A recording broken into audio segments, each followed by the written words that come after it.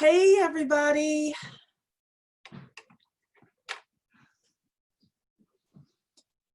Hope you're doing well this evening. Welcome, welcome to everybody.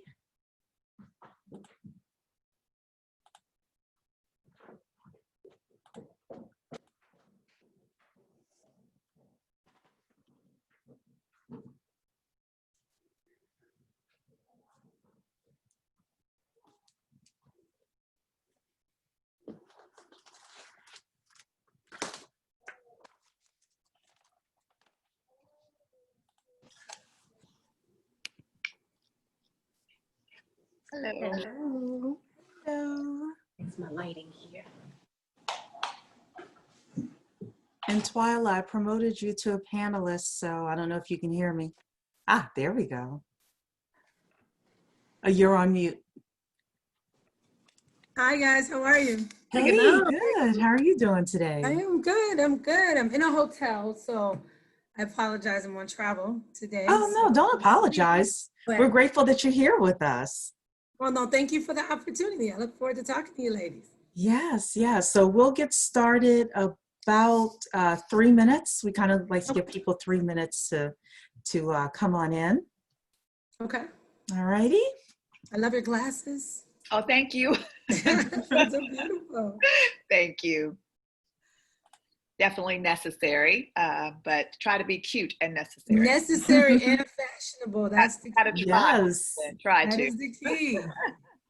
That is how we do it over here. So while we're waiting, everybody, please put your city and state in the chat so Twyla will know Yes, that would be where great.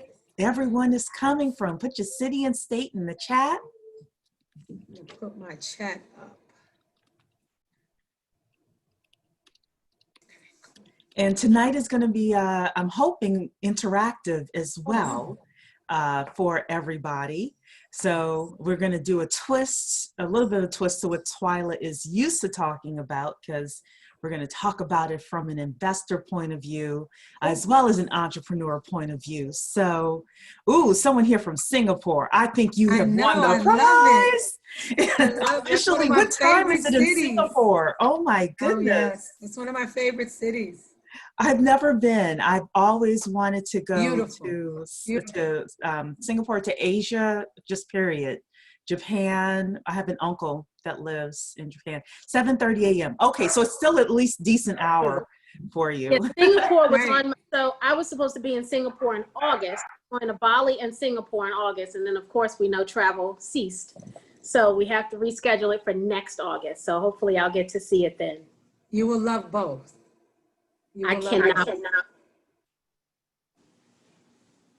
Yeah, the person is saying it's closed. Sorry, my dog is. Oh, no worries. Mine's on the bed. I got one on the bed, so he's relaxing. I just bribed mine, so hopefully she doesn't make an appearance. What kind of dog do you have, Miss Twyla? I have a Lhasa Apso. Look, you might be able to see. Oh, yes. You see him hanging over the Gizmo. Yes. And Gizmo. Oh, nobody. Good evening. Knocked out, huh? Yeah, he's knocked out. He's knocked out. We're commissioning a gymnasium. So, ooh, yes, and we're going to definitely talk about the things that you're doing, because you have a very fascinating story. So, yes. Yeah. So everybody, just letting everybody know, we're going to start around 7:33. So that's another minute. Feel free to get your water, your, liquor, Detroit is here. Whatever it is. We got Joe from Detroit. Yes, yes, and we're going to announce Dallas. Dallas, be careful. I know the storm's coming out to the Texas area. Be careful. Yeah, got Atlanta. They lose me because we're about to hit a storm. It's like breezy right now. I'm in and right now it's a little lightning, so I may cut in and out. So I'll apologize in advance. Oh, you're getting some storms too? Yes, I'm in Northern Virginia, and right now we're just we're doing something out there. Okay. Okay. Hello, all. Sorry for the tardiness. Oh, no, we haven't started yet. We're giving How are people a few you? minutes to come in. I'm well. Maybe I can grab some lipstick too. Yeah, girl, grab some lipstick because this is going to be memorialized. Okay. So you might as well look good. Okay. And while Dr. Keisha is doing that, we are going to get started because you all know me. I like to start on time. Welcome everyone to the 10K Project. You know, we are building the largest community of investors who are funding Black businesses. Minimum investment is $100. And the whole thought is very simple. When 10,000 of us get together, we put in $100 each. That's $1 million. We could start funding our own businesses. Tawana and I had a very interesting conversation earlier today with Eddie the Economist. That's like his mafia name in the 10K Project. His name is Eddie Gray. He is entering Howard University's PhD program actually now, and he's going to be Dr. Eddie Gray one day, but we got him first, or got him early, I should say. And we were talking, we're doing a study right now about the 25-year impact that the 10K Project can have on the community. And some of the things that he has discovered in his research as an economist and just researching about crowdfunding has been very, very fascinating with regards to businesses and how much capital investment businesses do, you know, based on money that they are raising and things like that. So we're looking forward to showing that report in the next several weeks. And, you know, tonight is kind of like the entryway into that. So I was invited probably about 2 months ago to do a presentation for a virtual summit. And this beautiful woman here was the final keynote speaker, and she brought the house down. And, you know, she was amazing. So I immediately texted her and said, I got to get you to come to the 10K Project. The reason that I wanted her to come is because she has built not one, not two, but 3 successful 7-figure businesses. And we have, Twyla, we have 2 groups of people. We actually have 3 groups of people in the 10K Project. The first group of people are entrepreneurs, and those are the people I'm sure you historically speak to. I do. The second group of people are investors. These might be people who work at Fortune 500 companies or other types of businesses, and they're looking for companies to invest in, Black-owned businesses to invest in an equity crowdfunding scenario. And then the third are business specialists. These are accountants, attorneys, digital marketers, individuals like that who are able to work with those entrepreneurs that have raised capital and help them grow the business and the community's money 5x, 10x, 20x, etc. So the purpose of me inviting you here tonight is to, from the investor point of view, to figure out the characteristics of a 7, 8, 9-figure leader. Okay. So what I want to do is, first of all, have you talk about your journey, first of all. Sure. And then either as you're talking or, you know, other people put it in the chat. When you start hearing certain characteristics, certain things coming up again and again as Twyla's talking about it, I want you to put it in the chat. And y'all know how I feel about money. So best, let's say 3. Best 3 responses with regards to some of the characteristics you hear of a 7-figure leader based on Twyla's story and our discussion tonight wins $10 Amazon gift cards. So $10 for each person. Ooh. Top 3 responses. So, you know, you got to put your listening ears on with regards to that. So, I also wanted to take a minute, Twyla, and just introduce you and everyone else who's here to some of my co-founders and other officers. Sure. So Tawana Rivers is here. Hello, everyone. Thank you so much for joining us. Twyla, thank you so much for you being here. We cannot, I've been on pins and needles all day because I cannot wait to hear you speak. I am the Chief Compliance Officer and Chief Operating Officer of the 10K Project. So thank you so much. Talisha, you can go next. The dog is going crazy upstairs. Okay, I am I'm the Chief Technology Officer here at the 10K Project. And I too have heard your story. I was also at that summit and it was amazing. So I'm glad that we can share that with our community. Oh, thank you. And Twyla, I'm Dr. Keisha Waddell, the Chief Instructional Officer of the 10K Project. And I don't know very much about you, so I'm excited behind all of my co-founders being excited, so I can't wait. Okay, I'm gonna give you all what I can. And then if I don't, you're welcome to email me, chat me, and ask me any questions afterwards. So just let me know when you're ready for me. You ready for me to go? Sounds like a bonus. All right, so I am Twyla Garrett, and if anybody was to describe me, or I had to describe myself, I would say I'm fearless. And I am an entrepreneur, but I'm a little more than an entrepreneur. I'm definitely one of those serial business owners.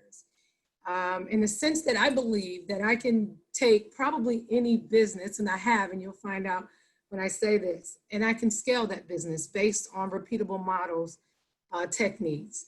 A little bit about me. So I grew up Cleveland, Ohio. I didn't see any Cleveland folks on here, but I grew up in Cleveland, Ohio. I was on welfare till 19. I got my undergrad in accounting and mathematics. I'm an accountant, for those who might be an accountant. And I then went on and got a master's in organizational management and studied a PhD in international business.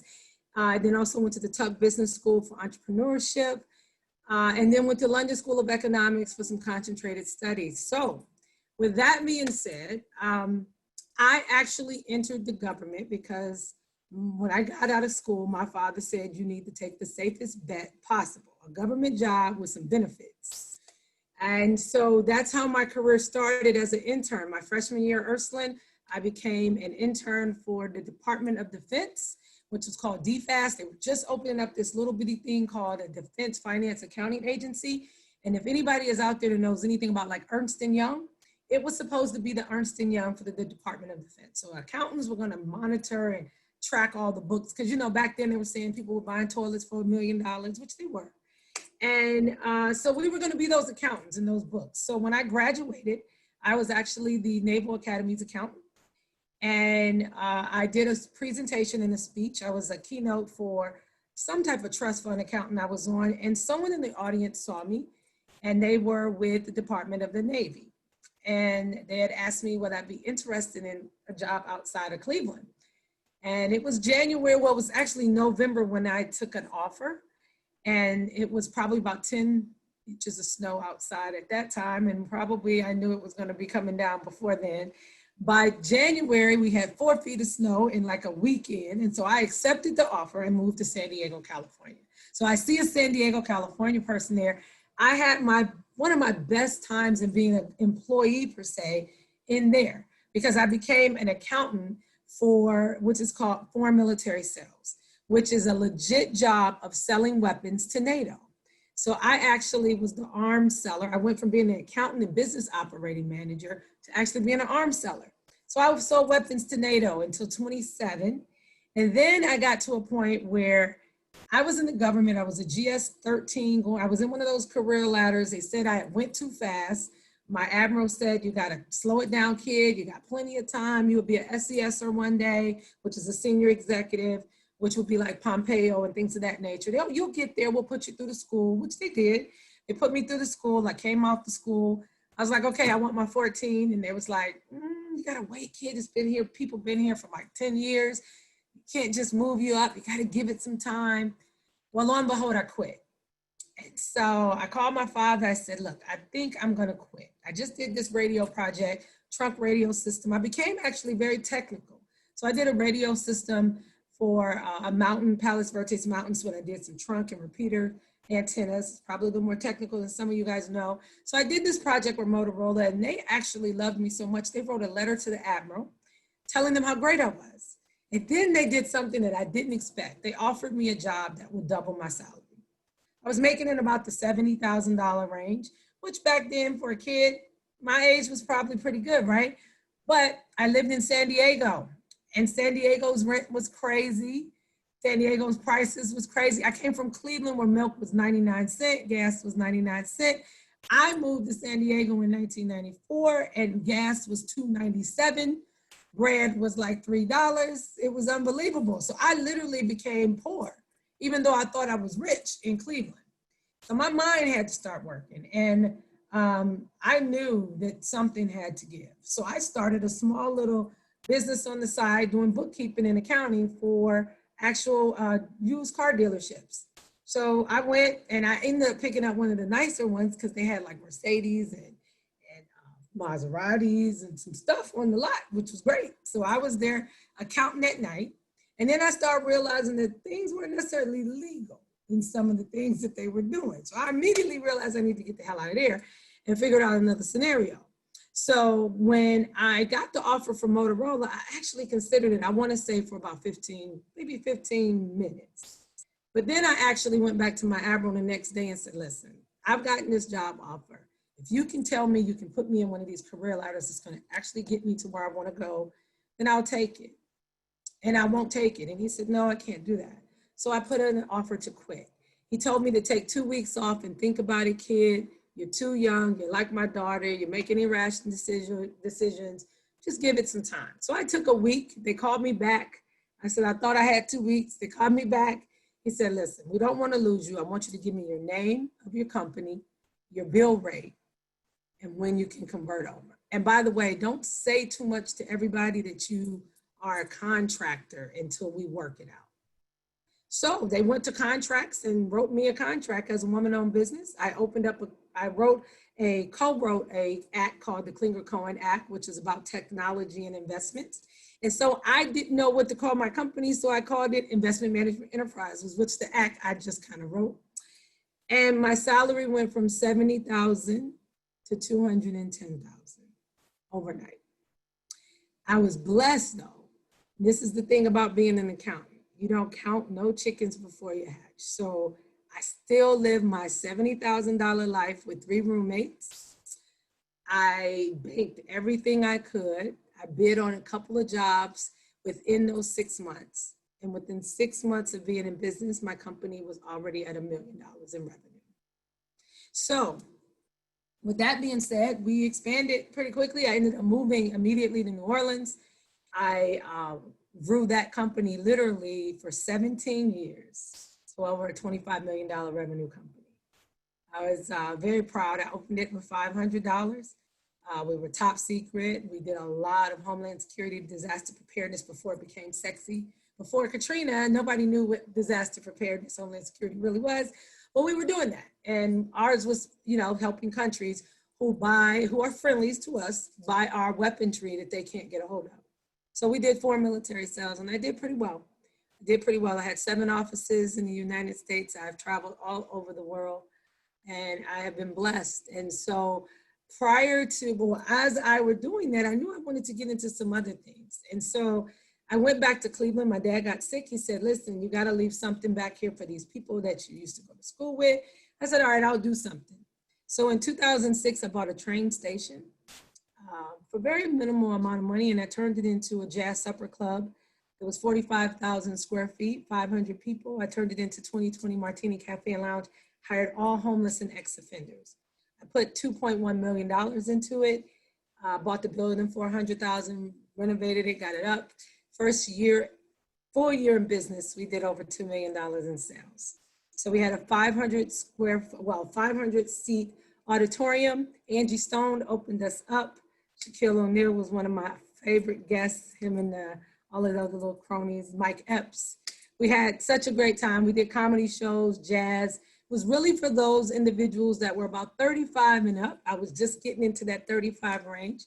And then my biggest goal was to go back and pitch a tent in Cleveland and make sure I hired all the people that wouldn't get jobs. So we hired a lot of homeless ex-offenders. Sadly, one of our guys that we hired, one of our lead chefs, he actually collapsed and had a heart attack coming off the drugs. But in his funeral, one of the best things that I ever heard, it just warmed my heart, when his mom got up and said his last days of working with you guys was the best time of his life. So we were able to impact lives. I opened up a trucking company, realized really quickly that I do not want to do that.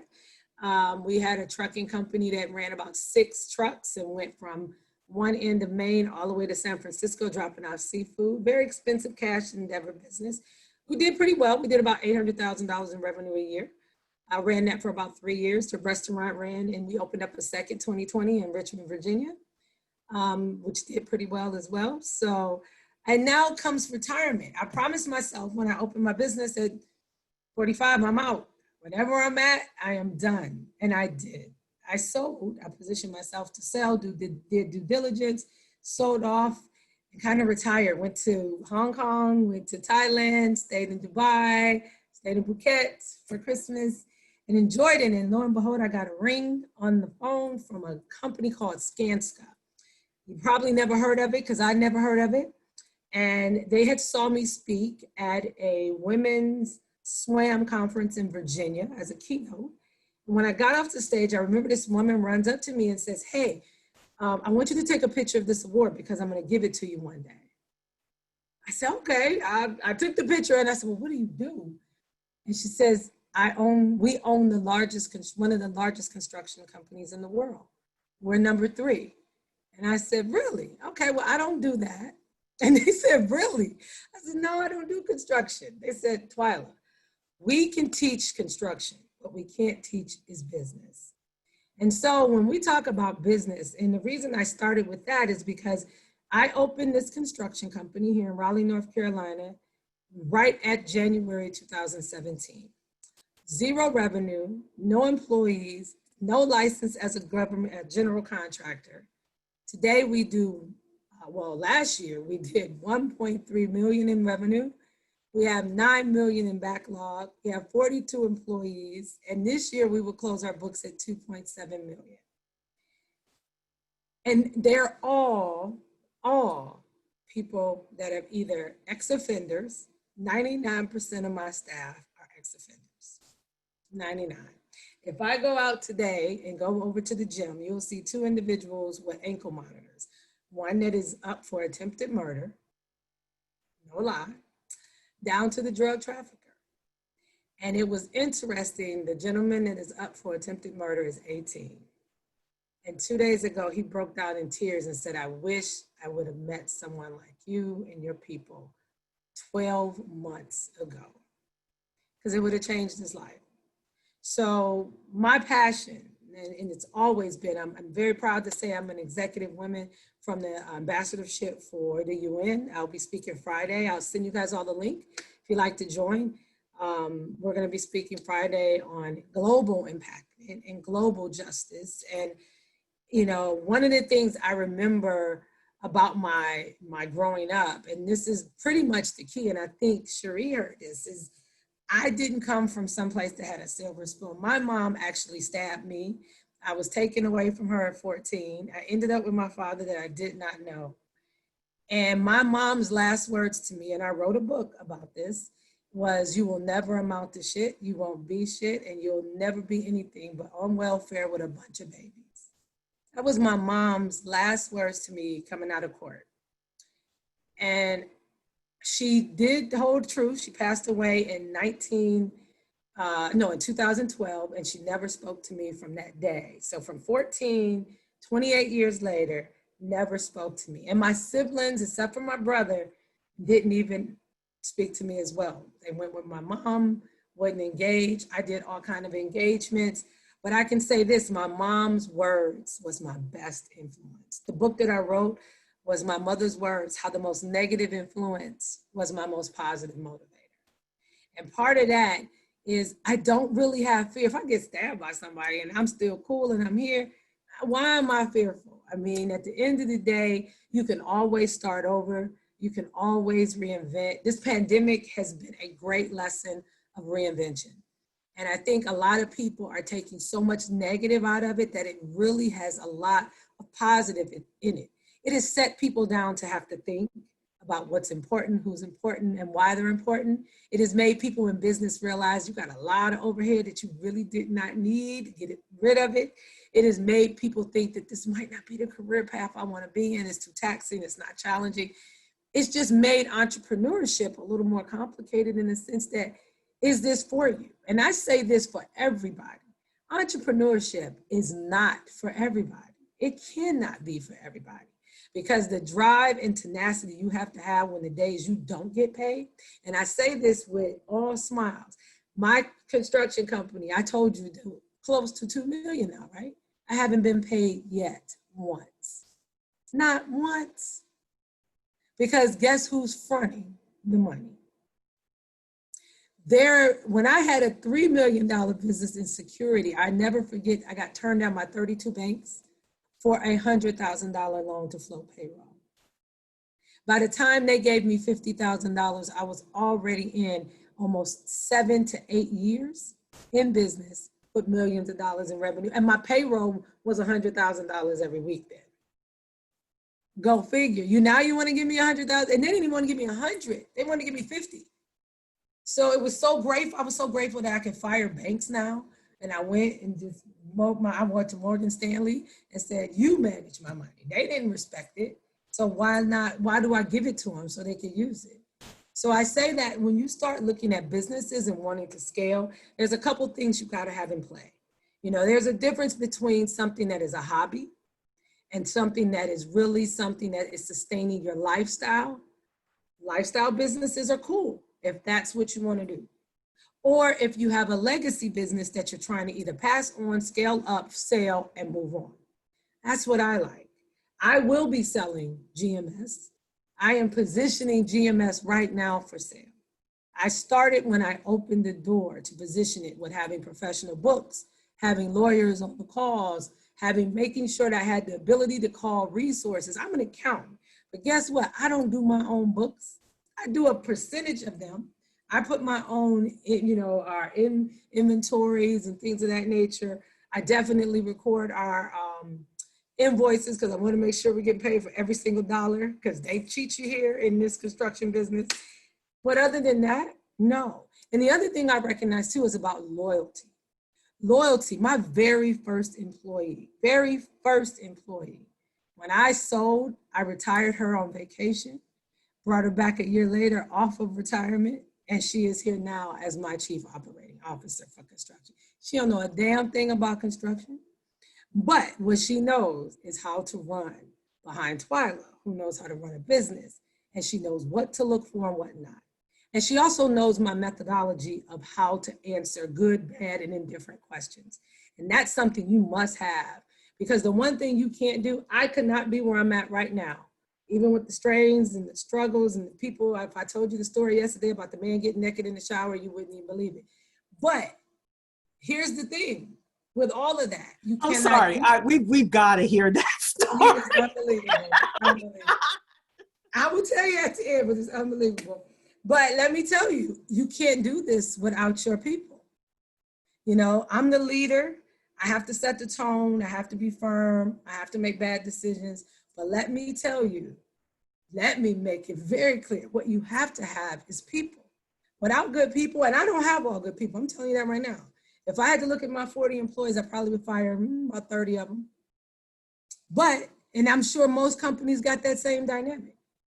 We've gone through 250 potential candidate employees in order to get the 40 we got. And that's a hell of a turnover. Construction breeds a hell of a turnover, but it's some reasons why. There's systemic, and I've talked to GCs about this, and it's a question, the Black Lives Matter movement didn't inspire me to do anything that I wasn't doing before. So that's the other thing I said. Whatever you were doing, you keep doing it, because you shouldn't let a movement move you. If you moved, you're going to be moving before that. And I was moving before Black Lives Matter, because these are the conversations I have with GCs. Why do you want me to do work where all Black people is picking up trash? Why do you want me to do work where only Latinos can clean your building? Why do you want me to do work where you see and wonder why these people don't come back to work when you're paying them $12 an hour and they got 6 people on child support? Why? Is because what you've done is you white GCs have stereotyped and pigeonholed Black businesses in one category, general trades, which means you are the slave to the land, clean it up. and they will never get farther than anything else. So what I've been doing is speaking to GCs and making it very clear, in order to challenge us to get somewhere farther, you talking about Black Lives Matter, when challenge us, make us matter. And then if they fall by the wayside, hey, whose fault is that? It's not yours. You gave them the opportunity, but at least give them the opportunity. Let them learn a little bit about masonry. Let them learn, give them something like fire stop, give them something like painting. Let me tell you, if people at home painting, anybody can paint. It don't know. It's some special people need to cut, roll, do murals. But if you paint the building and you can learn how to do a sprayer, you can make $19 an hour, which is $8 to $9 more than what you're paying at general labor, who's most likely gonna leave your site, go sell some dope, or figure out a way to keep his bread coming in because he's got 15 child supports coming in. And we do have one gentleman with 8 children, and he's 36 years old. So I say this because when you scale a business, you as that business owner have to know every single thing, not only about your business, but about your people. And if you don't know about the people and the stuff that you're dealing with, it can be mind-blowing. I went from a white-collar security firm, flying drones and making a bunch of money. Our average bill rates was in the hundreds of dollars an hour, to construction where, Lord Jesus, we got bill rates $19.30 an hour, all the way to 110. And nobody is white collar except for the white folks in the trailer. And they really ain't white collar. They just make white collar money. So when you have that, you kind of have to know the dynamics of, I had to be able to go back and forth between, man, did I go to school and get all this education for nothing? To, how do I take this education I got and employ it in the business that I'm in to make people understand that we're not stupid and we have to learn how to move a business. But to move a business, you gotta have some things. So here's part of the things that I think you might want to take note. In order to scale, you gotta know where you're at. If you do not know and monitor your books on a monthly basis, owners, I'm talking about owners, you ain't got no business. If you ain't got no books, you ain't got no business. Because what you have is a lifestyle.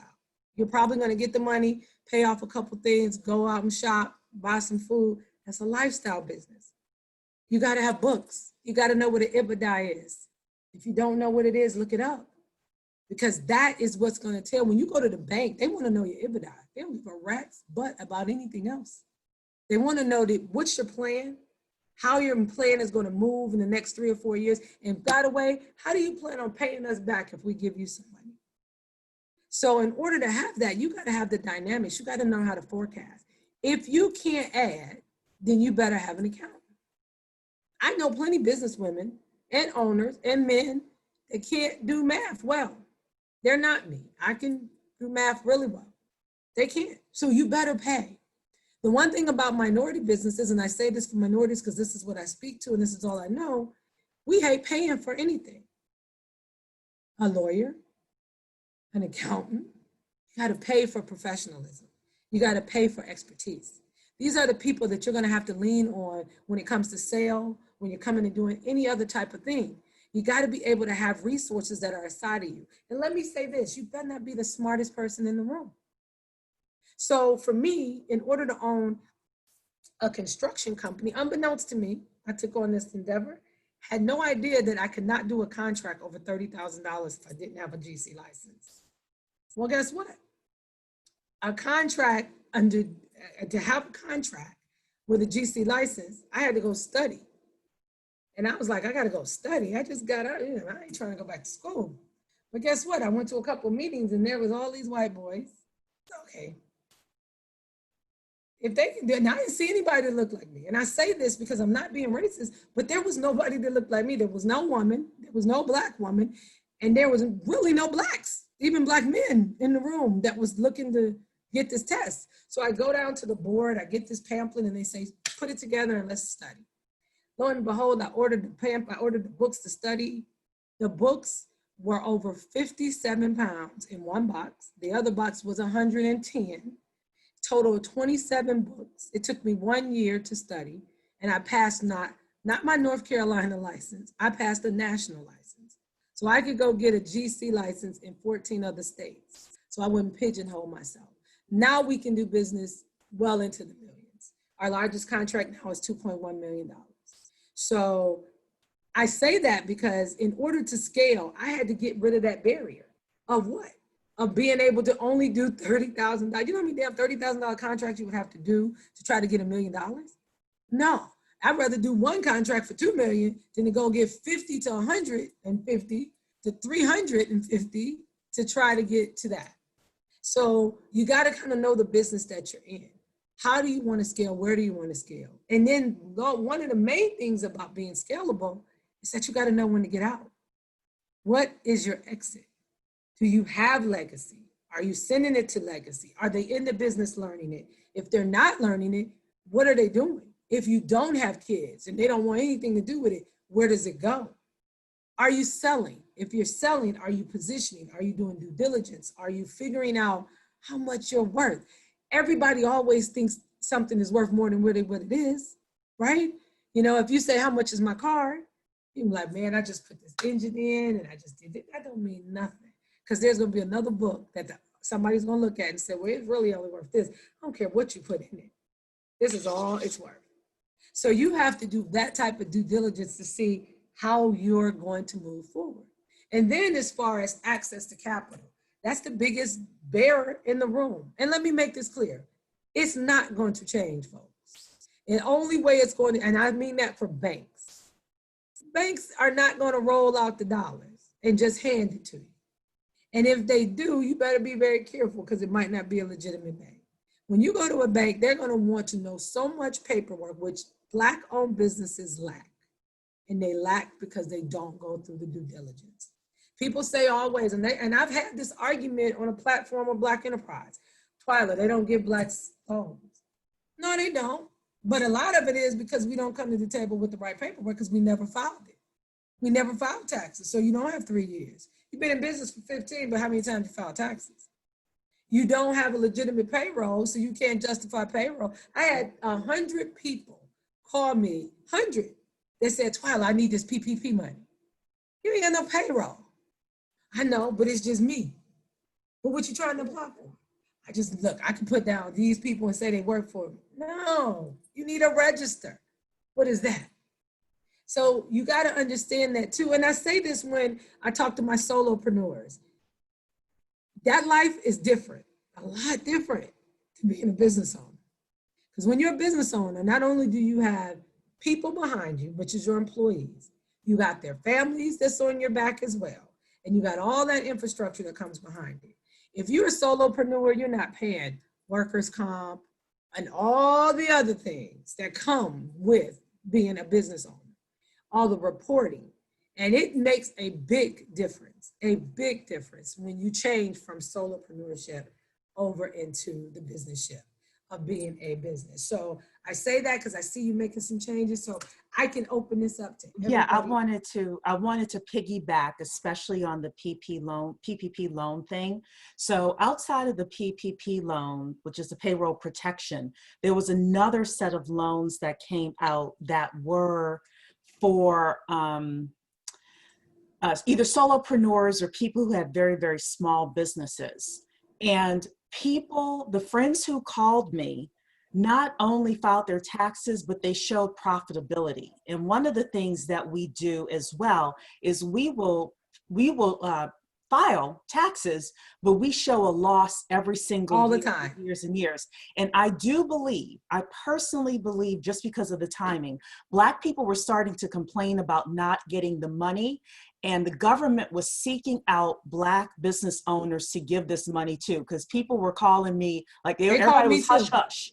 Like, they called me too, and we couldn't apply because we were open. They asked me, Twyla, put in for, I said, we can't. We're open. We are not affected. We actually got a bonus because of the pandemic. Yeah, but there were people, so the people that I've been speaking with, like, you'll never see them on Instagram flashing a check saying, I got this money from the government. But hush, hush, they were calling me saying, did you get this? Did you see this? Is this legit? Etc. And it was, so I just want to piggyback on that, because it's also, if you're trying to get a car as an entrepreneur, like, if you've been in business a long time and you're trying to get a car, or you're trying to get a house or things like that, and you don't show profitability on your taxes, then that could end up screwing you up as well. you know. Well, one of the biggest strategies around that, and any of the accountants on the line can tell you that you have tax strategies. So I have businesses that take strategic losses. Period. Yes. I have rentals that take strategic losses. Period. But I have businesses that will take a gain and a profit. And when you net those two, you minimize your tax burden. But you better have legitimate businesses that are legitimate.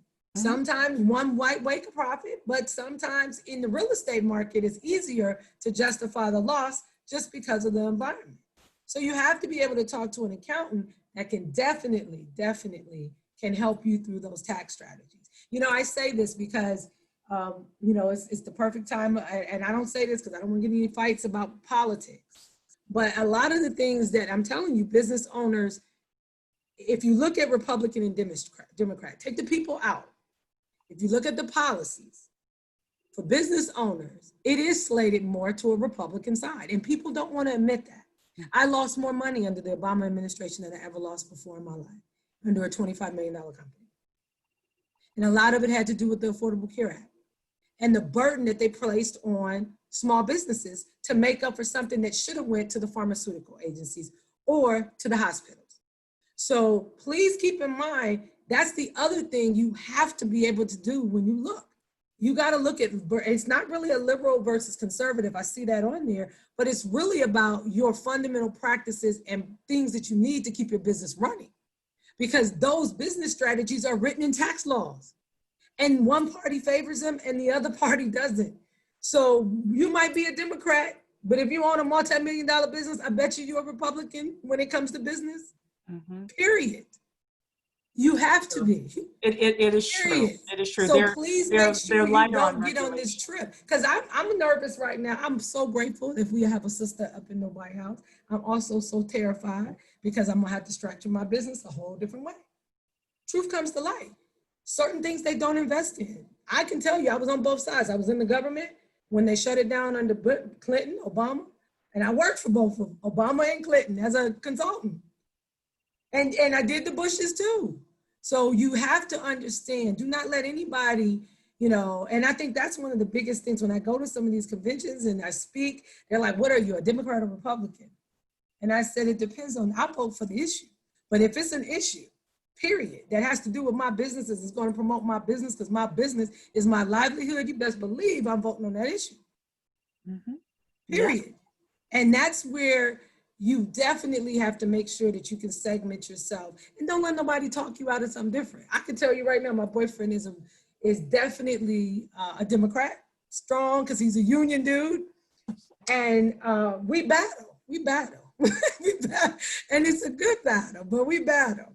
But one of the things I'm so grateful Jamie said to me, he said, I never saw the other side. I said, yeah, because you're an employee. You never see what happens on the back end. He says, you know, I never did. So educate those people that are around you, because I think a lot of times you see these signs up that might be people that look like me to say, please, Donald Trump. There's some strategicness behind that. Most likely you got some business things that will be affected if Democrats come in, period. And will be affected if Republicans stay in, maybe to the uptake. Right now, construction money has flown throughout every state, and they're spending it. Why do you think we're building a gym on a school that can't open?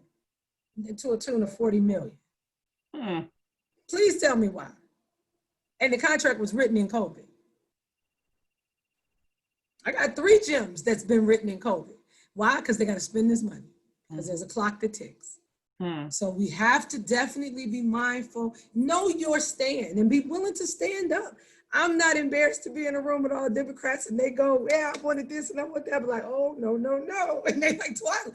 No, you got to make sure you're able to stand up, because I not only just stand up for my business, I stand up for my company. Because remember, behind me is all those people that might all be Democrats that would not be there if Twyla's principles were in place to keep them there. That's true.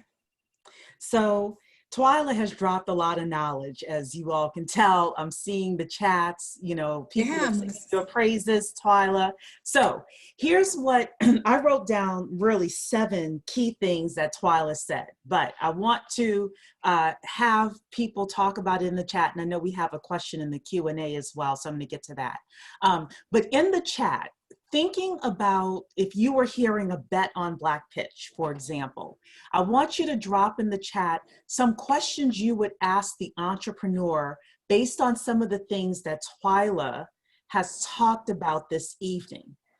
What kind of questions would you ask all the Bet on Black Pitch entrepreneurs that are coming based on some of the things that she said tonight? I have here 7 things written down, but I want to see what you all have as well. And then I will share my list, and I'm sure that Tawan and Dr. Keisha and Talisha have their list as well. So, you know, Twyla, we are going to have you answer this question though. Sure. This is from Gwanda. What advice would you give future business owners in regard to hiring ex-convicts and the homeless? This is a great concept. What are the liabilities and also some of the best practices? Okay, so I'll start with the liabilities. You have to know what you're dealing with. I'm prepared. You know, I know when I have an ex-con that is a potential murderer. We hear some of the both sides, but here's the thing. I believe in not necessarily the system, but you should be given a second chance. You can't be condemned before you even are in.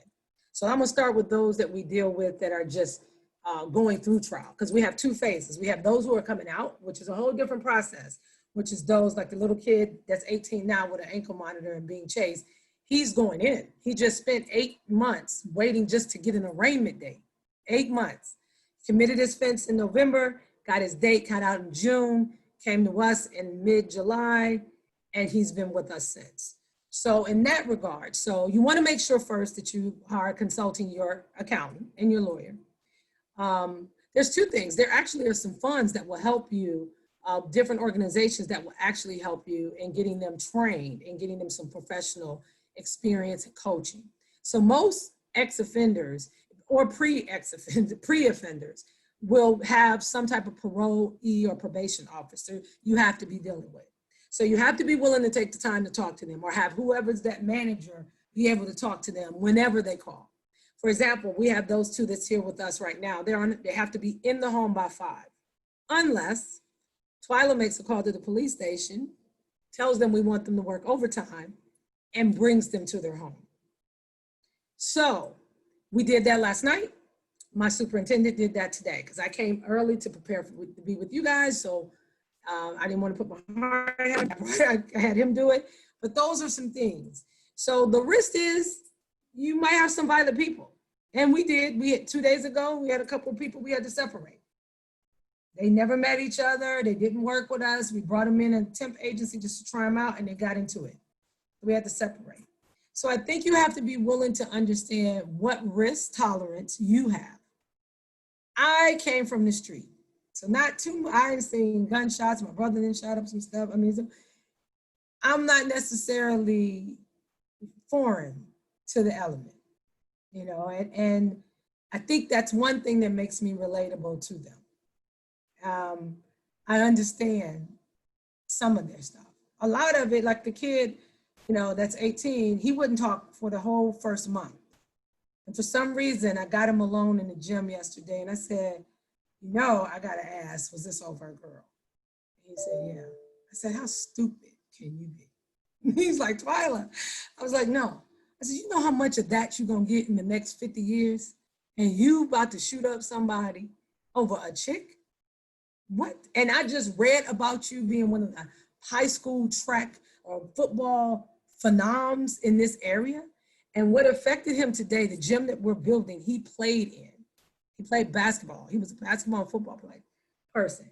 And the athletic director and the principal was coming to review the gym. And they ran into him with his hard hat on, right? And they go, man, what's going on? Where you been? How you doing? Where you working? And you just saw the face just be defeated. And they said, what are you up to? He said, well, you know, I said, tell them the truth. I walked by, I said, tell them the truth, because they need to know what happened in 12 months of you leaving that facility. And he told them, and they were in tears. They sat right there crying. Man, you were what happened? And all just one homecoming night was the last time he saw freedom for 8 months and possibly 20 some years. So we talked about his dad, and he said his dad's in prison. I said, for what? He said murder. He got 21 more years. So remember, this apple don't fall from the tree. And my passion is when people didn't give me a chance, they always wrote me off. My own mother wrote me off. So part of my pledge is to go back to those people that people write off and to help. So there's ways to do it. You just got to know what you're doing. I can say this in my Homeland Security, we were top secret poly, meaning that we did polygraph. I had ex-offenders in my Homeland Security business. They couldn't go in the back. They couldn't be in the skiff, but guess what? They were great receptionists. I had them in my mail room. I had them doing all kind of receiving and shipping. And one of them actually got his whole entire arrest record wiped away, and we got him a job at EPA. So I'm telling you, it does make a difference. I think they need to see us, and especially those that can relate. I wasn't in the street. I wasn't that street girl, but my family was street folks. They still are, you know, and my sisters and brothers are still on welfare. They still are. I'm the only college grad. I mean, so I think you gotta give it a chance. And believe me, you might go through 100 to get 2 or 3 that's amazing, but it's worth it when you get them. Yeah, I mean, you're giving people a chance, and that's one of the big things that's so important. So we have more questions for you, and everybody, please keep putting your investor questions in the chat. They are looking good based on what Twyla's saying. What kind of questions would you ask a Bet on Black pitch entrepreneur? That is the question. So questions for Twyla though. Ali is asking, I would ask, what is their end game? Oh, this is part of this part of the session here. I would ask, what is their end game once this business gets up and going? And are you planning to expand, franchise, or sell? You always need to have an entry and an exit plan in mind. So Ali, great observation. Absolutely, Ali. All of those are needed. Yes, and if you don't have them, this is what those strategic advisors, and let me say this, people a lot of times say, I'm starting business and I'm gonna get my sister and my brother and my girlfriend.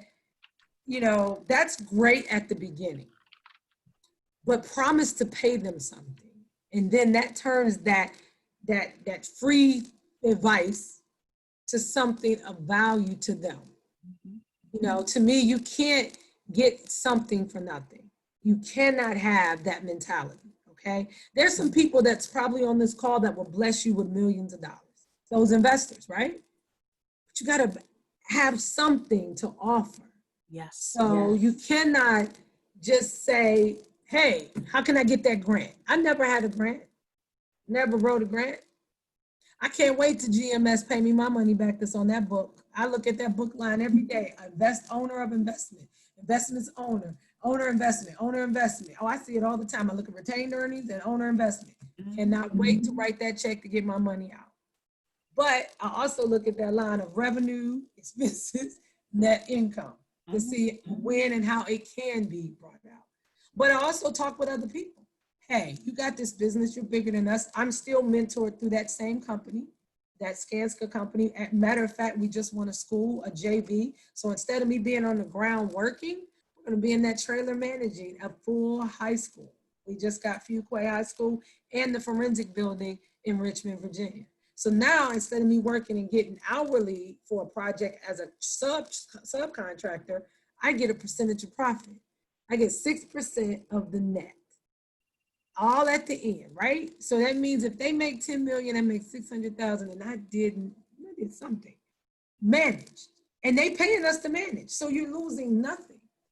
So that's the seat I want to be in. I got to drive us to that seat, get us out of the field into that seat, and that's going to be able to get me to turn that business into a profit maker that's going to be sellable to the future. So you definitely, he hit it at home, but you got to have that exit. People get in and don't know how to get out, and then they get tired, and then they get sick or some other. I got some medical challenges I'm going through right now, but I still got to keep going. So you definitely have to be able to move that down. You do. So Jamila is asking, you have a lot of formal education that supported your growth, would you say? What should entrepreneurs do whom do not have that education? Do you believe it was necessary for your business to grow as they did? No. So I actually started a business at 16. I did H&R Block Tax School. Lied and told them I was 18. And I was doing taxes. So no. I do have a very formal education. The only piece that I can tell you that has paid off the most in my career has been my undergraduate degree in mathematics and accounting. And the reason why I can add, and I know when you're ripping me off, or I'm underpriced, or I'm crazy, I shouldn't even be business, or I didn't got into something I should have never got my butt into, and I can't get out of it, but I know how much I'm about to lose. So that has been my blessing. And let me say this about our new generation. I am sad, sad, sad about all of them. I've had 37 interns from HBCUs in this company, and one of them could add. Not one with 3.4 GPAs. The way they add is with this damn thing. And guess what? You can't have this on the site. It's called a safety hazard. So when you take this away from them, they don't know what the hell to do. And I am sad, sad, sad that they do not. I had a gentleman argue me up and down, telling me I don't know why Twyla's mad. It's only $100 difference. And you know what it was? $100,000 he just cost me. I fired him that day. If you just came out of an HBCU with a business degree with a 3.4 and you don't know the damn difference between $100 and $100,000, you need to get the hell out of here. Unbelievable. And so I tell you this, if you're gonna get any education, go get business and accounting from any, trade, not even, what is it called? Tri-C junior college. Go take it in junior college. And the way it is now, you can register online and go anywhere. That's what a business owner needs. You need to know how to make sure you are profitable. If you don't know math, how are you pricing your product? How are you pricing your service? You got to know something about what you're offering. I see all these businesses online that's so underpriced, it's unbelievable. They're selling masks, right? Everybody's selling masks. One of them, some beautiful blinged out ones. I bought like 12 of them. It's $12. I did her math on it. She could have made a 45%, she could have made a 400% markup, and she made a 21. Why? You could have made 400% markup, to offer free shipping, sent it for only $12 more, and made a killing. Math. So you got to know math. And, I might have a lot of formal education, and the reason why I got that is because I always want to learn. I always want to learn. And so I don't mind going. I'll go back to school this year if I need to. If I need to get into something, I went to restaurant management school. I went to bartending school. I got my license as a bartender. I got my CDL because when I opened up a trucking company, you want to go take my damn truck and I can't go get it back. I'm going to drive that sucker right on back if I'm paying $300,000 for a damn truck. So at the end of the day, I always continue. I'm not going to get into something that I cannot be part of understanding. I'm on the job power washing yesterday. Why? Because I bought a humongous power washer, a bunch of money. I want to see how much money we can make out of this thing, how we can get this done quicker, but I also want to know how to use it just in case one of these guys gets sick and we got to do the job. We got to turn this building over. We got a Zamboni, which is a big old green machine that takes up all the stuff off the floor. Nobody knew how to operate it. Well, I got in it, read the instructions, and kept on moving. People like, the operator is your boss? Yeah. So when I'm on site, it's funny, but I'm not actually sitting there looking. I'm working. Mm-hmm. I'm working. So I think that's I will piggyback on the accounting thing and say even more important than that, somebody who can think. So somebody who can look at the accounting numbers or the numbers on a profit and loss statement and interpret them for, I have a business degree as well, but it was working 5 years for a specific company and going through that process of them saying, okay, Cherie, but what does this mean? And what does this mean to the company? And give us a one-page summary of what this means so that we're able to make strategic decisions. And from there, that company grew from 50 million to 200 million. And I was able to see how the inputs that I gave them, how they use those inputs in order to make decisions. That's like when we start talking about those business specialists before, during, and after funding, and we talk about accountants, like that's the type of person you want, not just a paper pusher who can do your taxes for you. You want an analyst. You want an analyst. You want somebody who's able to do, and Tawana and I have been talking about this, you know, that CFO who is able to forecast, able to tell you what your cash position is going to be in 2 months based on. Let me just interrupt though. The problem is though, you want to know it yourself, because those are the people that also will rob you and take all your money and you won't even know it. I have a friend of mine that was in WPO, Women's Presidents Organization. By the time she called her CFO, they had took $2.1 million over 10 years. Woo. So, and she loved this woman like it was her family member. Mm-hmm. And now the lady's in jail. So please know that you still have to know your own numbers. Mm-hmm. Period. I do trust, and more so I listen. It's not about trusting, it's about listening to the advisors, because at the end of the day, the ultimate risk decision is yours. How much risk, the numbers are going to tell you one thing, but how much risk averse are you, or your risk tolerance are you to be successful in moving that dial or shifting that dynamic or buying that new product or moving into a new segment? That has to be your decision. And it has to be based on that gut feeling of whether or not you got that tolerance to ride it out. So I do say that, do not ever think that one person in your company should know it all, because especially on the money, because you can get robbed blind. That's why I still and always did, even in a large company, my own invoicing. I knew every dollar that came in to my organization. Melissa could tell you when $10 was missing out of $1 million deposit, I questioned her. Mm-hmm.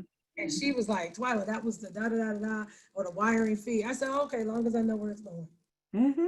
Got to know your money. And so I think a lot of people depend on others. I have not hired a CFO yet. We probably should when we get 5 million. Or I'll do a fractional one, probably a part-time CFO retired. But he's gonna have a world of hurt with me because he better know the questions that I'm about to ask. Yeah. Believe. Yeah. And Well, we you want somebody who's gonna be afraid that you know a lot more than they thought you knew. Because a lot of business owners know nothing about business. They just know what they know. They know they trade. Right. So my mother's a bookkeeper, and I worked with her for many years, helped her grow that business. And I did this presentation about bookkeepers that either steal money, and it's because, so I'll give everybody this tip here.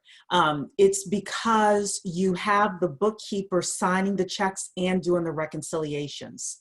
So you never, ever want the same person doing both, you know, either that person like will deposit the checks and deposit the money. And then I worked with the gentleman once, I was his bookkeeper at the time, and he would send the bank statements to his house and not the business. So like I was getting all the accounting mail. He would send the bank statements to his house, and he would look through the bank statements to make sure that I wasn't stealing from the company before he gave me the bank statements to reconcile. So that was another way, again, like I can't tell you everything, but I can tell you a couple of things that people did with me. Well, the easiest thing you can do is do dual check. But you know, to be very honest with you, we don't even have a checkbook at GMS. I do everything digital. I don't have a checkbook. You do bill pay? We do everything. We ACH you, or we do a bill pay. But yeah, we have everything digital. And so now it being digital, it's a little harder. Because if I haven't set you up, you can't get it. If I haven't direct put you into the system, you can't get paid. And the only other person that has access to it is Melissa. But let me tell you what I have on Melissa. Melissa's been with me 17 years. I have insurance on Melissa. $1 million policy, let her steal. I don't even care if she steals. I'm gonna get my money back because I have a policy, a fiduciary policy on a key man that has fiduciary experience. So let her take. I'm gonna get it back in probably 30 days. Minus a deduction. That's smart. So Jamila is asking, and how much time do you have? I want to respect your time. I'm yours for the rest of the night. Oh, fantastic. Okay, Jamila is asking, how important was marketing for your business? Do you have an extensive marketing budget, and how do you feel about loans versus investors? Okay, so marketing, my first business, 0. I was top secret. Now, who am I market to? So I had people confront us about, oh, we want to be your business developers and marketers. But guess what? TSA, FBI, you can't get to them to talk to them anyway. What are you talking about? So I foolishly played probably about $500,000 over my 17 years in marketing, and found out that that was useless. So what I ended up doing to think that made it extremely better was that I started incentivizing my employees who were actually in the offices of these people. Whatever amount of money you bring new to the business, you get 4% in the net. We grew tremendously. We were giving out checks for $40,000 bonuses. So we had no marketing department. I had one graphic artist that did most of our presentations for proposals and bids. And he was about, I want to say 22, great guy. But we kept it very, very simple. Once we realized you couldn't access our clients, there was no point of having that type of marketability. What we did do though, to get some notoriety, because we were kind of hidden, nobody knew who we were until we went to sale, was we start doing charity events. So I start picking passions. It's called Pick a Passion. So our lead employee or head employee for that quarter got to pick a passion that he loved, and we would donate to that charity and participate. So we ended up playing dodgeball for epilepsy. We ended up golfing with the Washington Redskins, and that charity event went to, I think it was autism.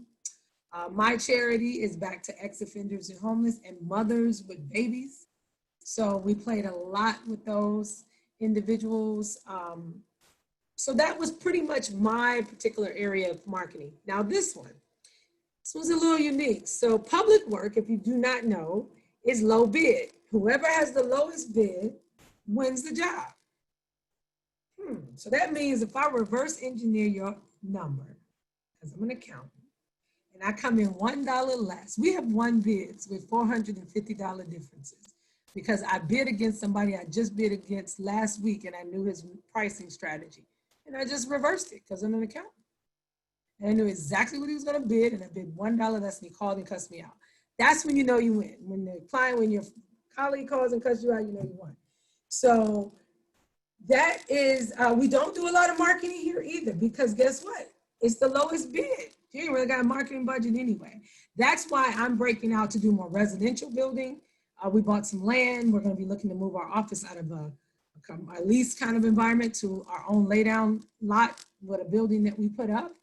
We have 9 lots in Ohio that I own. We're going to build some residentials. We commissioned the architect to draw those. I got an apartment building that we're doing. So that's where I know the money's going to be. If I do my low bid work, which is going to be public work, no matter what state you're in, that's probably going to be a 3, maybe 5% margin. You might squeak about 10. If you do, you are doing amazing.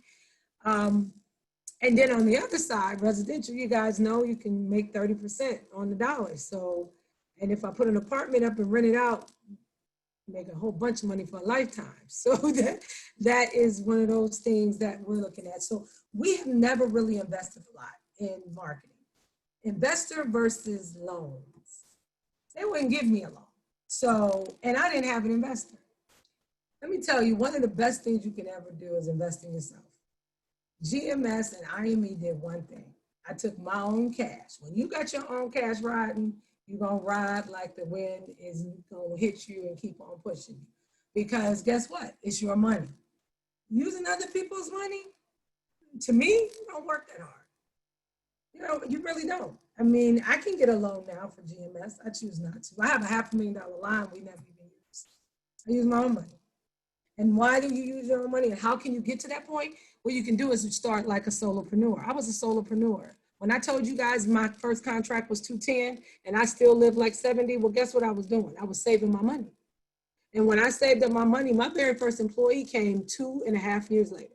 Everybody else was 1099. They got paid when I got paid. And then I hired Melissa. She was a W-2. But by that time, I had $400,000 in the bank and I had my own savings. I used my own money. It made me drive harder. You know, I won't say that people are lazy or using other people's money, but when they ain't got their own skin in the game, it turns the dynamic different. I don't mind betting on me because I will win. So that's the attitude you have. Bet on yourself. So I never used neither. I didn't use really a bank. We got a loan now, like I said, we got $500,000 we can use. We got an American Express line, which is probably one of the hardest damn lines to get. We have that, but we don't use it. If I do use it, I'll float it for 30 days just to make sure that they know we're still doing something so they won't close it. That's the other thing you gotta do. You gotta be smart on your finances. Some of them will close it if you don't use it. Capital One just called me and said they're closing one of ours because we never used it for 4 years. So I'm using some of the other ones now so I can make sure we don't have that happen. But I think you can, if you're gonna have an investor, the one thing you have to realize is that that comes with something. Most investors are gonna want equity stakes. You gotta understand what that means. If they're gonna have an equity position, that means they're gonna have some decision-making ability in your company possibly. And what does that mean? I would wish there was crowdfunding. I mean, maybe I'll start a company and do crowdfunding and see how it goes. I think that might be interesting. You just come over to 10K. I mean, I could do that too. I mean, I would love to learn more about it. I would love to learn more about it because here's the thing. I mean, I think you do take a village to fund yourself, but you got to be prepared, business owners who's taking that money. There's questions behind the money. All right, nobody's giving you something for nothing. That's true. And so you better be prepared and have the due diligence to be able to talk to any investor. Myself, I have 19 different mentees now. And I funded several of those businesses. And some of them are not living up to their agreements and some of them are exceeding their agreement. So, you just got to be mindful of that and know that, if you do it's regardless, if you do the loan, what is GMS? I'll tell you in a second. If you do a loan, they just have the same rights, not as often though. They'll leave you alone for a long time until it comes due. And also any loan can be coming due anytime they want it to come due. They can call a loan in just like they can call it and when the pandemic hit, everybody's loans got called in, surprisingly. I have a girlfriend that had a $700,000 loan that they had to pay in 60 days. 60 days. Because the banks started getting scared. So be very, very, very careful when you start doing loans. And if you go to those big loan sharks that give you like 15, 20, 30%, hard money lines, you're never gonna win because you're never gonna have the coming out the gate to make that type of money and profit to even break even. So be mindful of that. I would like to start a real estate investment group where we buy up houses and flip them or even sell them and turn them into an asset that can stay on the books and we got residual revenue coming in. I mean, I buy apartments all the time. I can get a 7 to 10 unit for $44,000 in my hometown. So that's something that I'm looking to do is probably get a group of women together to do that. Oh, love it. So I want to open it up for Tawana, Dr. Keisha, and Talisha to ask you questions. I know that there are more questions in Q&A, but I definitely want to have my my co-founders chime in and ask a question. Go ahead, Dr. Keisha, go ahead. I really didn't have a question. I'm just kind of blown away. Actually, I'm just like, whoa. But I guess I do have a question now because I actually have because now I got a letter from one of my properties. I have a lot actually in Ohio. Okay. And I'm like, okay, wait a minute. It's actually in Dayton. Okay, all right. Y'all by the base, Air Force Base, right, Pat? Actually, where'd you go? I have to get him. You didn't hear him bark. Oh, look at Gizmo. But all right. So you got something a lot by right, Pat, or in Dayton. Well, it's in Dayton, and I'm not sure because I'm in Michigan. I'm actually in Michigan, so I'm not sure. Anyway, but they talked about a possibility of building a spot. So I'm just listening to you. Since you're in Ohio, you might have to talk because my lot is in an opportunity zone. And I wanted money for it. Yeah. Mixed use is high. You know, here's the thing about sustainment, guys. You can build a mixed use where we can put something like I want to say something like an urban market underneath, as well as having the people who live above work for that urban market and self-sustain your rent. So we thought about that model, and also all the buildings that I'm looking at doing is doing eco-friendly, high-end, even in the inner cities with grow gardens on top. Nice. So sustainability and health, because remember, the other thing is about your health. You got to stay healthy. Can't do it and be in this game without being healthy. That's the truth. Health is your wealth, no doubt. Yeah, so I didn't really have any question. I'm just still thinking. Go ahead, Tawana. Let me know. I will definitely be reaching out. Yeah, so I didn't have a question either. I just want to gush over you a little bit. I know, right? Girl, come on. Killing The the story game. is amazing, but I think the social impact that you're making is, it's amazing. I mean, to know that such a brilliant businesswoman is also so conscious in helping people and making that a life mission, along with the legacy of making money and profitability and all of that. So, I mean, you know, so often you don't believe you could do both, right? That you have to stay in one lane and focus on one thing, and you've managed to do so much more than that. And so I just, you are an inspiration. You absolutely are. I think it's, you know, people deserve second and third chances, and we have been in that position. I mean, I've had employees get arrested, and they tried to they indicted me once for some shit. I'm like, what the hell I do? But you own a business. See, these are the risks you got to understand. When you're in business, everything falls on you.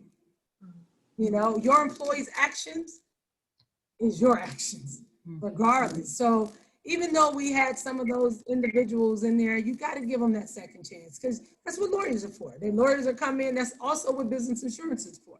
And we've had to use it just once, and then the other time we actually paid for one of our employees' legal expense because we knew it was justified what he was doing. So, you know, business comes with that risk. That's how it comes. You have to know how far you're willing to go. But, you know, I tell my boyfriend all the time, there's nothing different for me than you. It's just, you got to have that passion.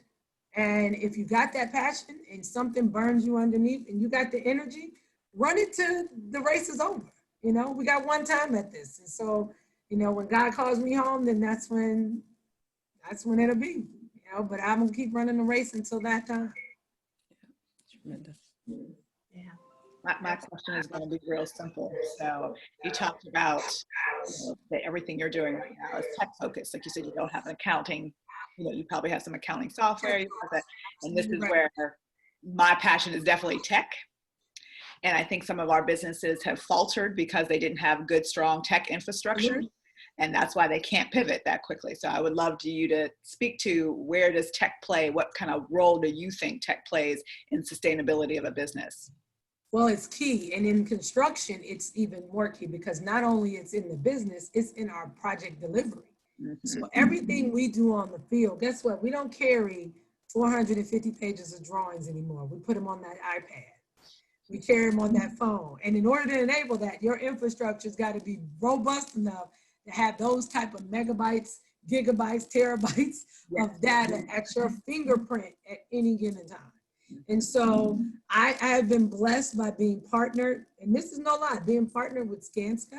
They have afforded us like opportunities in all of these tech applications that would have probably cost $250,000. We are invited into those projects with them.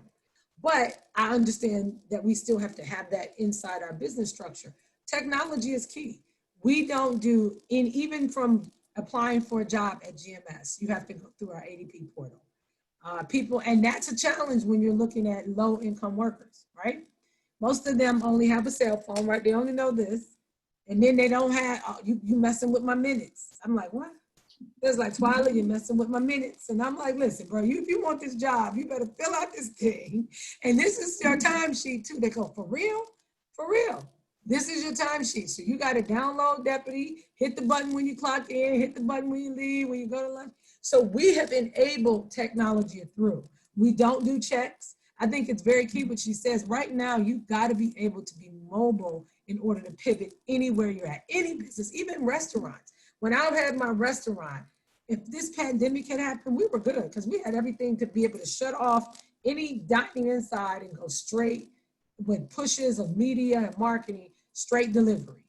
So we would have been okay, because I think, you know, I look back at some of my business, would they have survived if I didn't close them, sell them, or whatever? Yeah, they would have, because we had that technology. but technology was always that key. You cannot stop learning what's going to push you. So we have some key apps like Procore, estimating tools, Bluebeam, Rivet. You know, those are things that we have to know. And my supers, who are most likely high school graduates at the most, have to learn in order to be successful in this job. So I do applaud what you do, because if you do not have technology in anything that you do, and let's be mindful, when we say technology, these are apps, these are infrastructures that have to be in place. It's not just signing on to your email. That is one main component, but you need to run your books, your accounting, your how are you storing? How are you storing your records each year?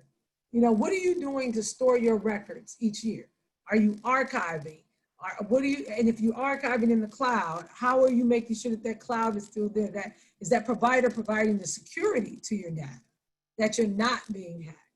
So, and what does hacking look like? We've been hacked. I mean, somebody hacked my American Express card, and I think they spent, I want to say I was on the road for 3 hours, and by the time I hit back to Richmond, they told me they had spent like $9,000, and it was like 2 hours, all the way up the coast to New York. So, you know, if the big people can't protect you with the door, American Express couldn't shut it off in time. I mean, that means you really do need to make sure you're doing the best you can, because you do owe it to your employees, who you have all their personal information. And in our case, we have arrest information, parole information. We have to even know we refuse to hire anybody with any sexual crimes. So that is one thing, because we work at schools and universities and higher eds and hospitals. We cannot afford to have any type of pedophilia or pedophiles in our mix. So we do screen and scan for those. And not only do we do that when they enter, we do that every other, I want to say 6, 7 months. We rescan everybody in the company. So we re-up and rescan everybody. I get picked for drug tests. I mean, I've been on site with my superintendent rolled off and said, Twyla, you got picked for drug tests this month, you gotta go. I'm like, for real? And they're like, yeah, for real. They showed me my little ticket. I'm like, oh. So we don't segment nobody, but technology is a beautiful thing to have. If we didn't have this, we wouldn't have been alerting. Let me say this, 9 of our employees have had COVID. 4 of our sites have been shut down for at least 2 weeks, not more, a couple or more. So without the form of communication in the event of these disasters, sending out our broadcasts, our alerts, our security messages, our protocols for safety, we would be definitely remiss. So there is nothing more important than having an accountant, a technologist, because look, you gotta be on the web. I mean, if you look at my Instagram, it's all food. I love to cook. So I don't even I'll probably do one for the company and put the buildings and stuff that we've done, but I like to cook. So I just put food up. So, and then I did my COVID thing and I just cooked up everything. I think I bought up every device that you can think of and started making stuff. But, you know, people see what you do. And that's what I tell people. Technology can be that double-edged sword where you go out there and act a fool and wild out. It can probably cost you the case with some of the stuff that people are doing, you know, because you can see any and everything. So be mindful when you, you know, are out there on technology about what people see about you. You know, people are going to say what they want. Some people like Twyla, some people hate Twyla. I really don't care. It's never bothered me. I have never read reviews. I'm reading you guys today, which is nice because I don't do it for reviews. I mean, I will send you all my book if you send me your address. I mean, I'll give you my book. I'll be grateful to bless you with my book. And I'll sign it if I get everybody's address. That'd be something I would love to share with you guys. But I don't do it, you know, to get accolades. I think I'm just a normal everyday kid from Cleveland that got kind of fed up. I'm truly blessed for busing because where I grew up, you didn't really see garages. You didn't see grass. You didn't see homes. And I'm glad we got sitting on that other side of town. It was like the Jeffersons. We moved on up.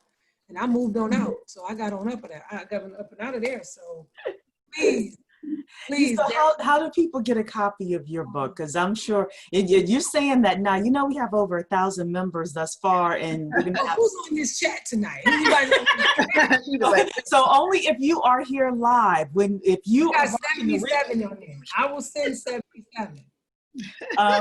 We'll work it out, Twyla. We'll work. My book is $20. I will donate that. I will send it all free to all 77 if you send me the list of their addresses. Where do people send? Like, you want them to email you, or what do you want them to do? I'm gonna send it to Melissa. I know they're going crazy. Let me see. No, you can email it to me and I'll forward it. My email is TWYLA. I'll type it in. Never mind. I'll type it in. You guys can get it there. So all right. And don't give me a couple more. The mail is slow. Okay, guys. The mail is slow. Low. and slower. And go crazy if you don't get it in a day.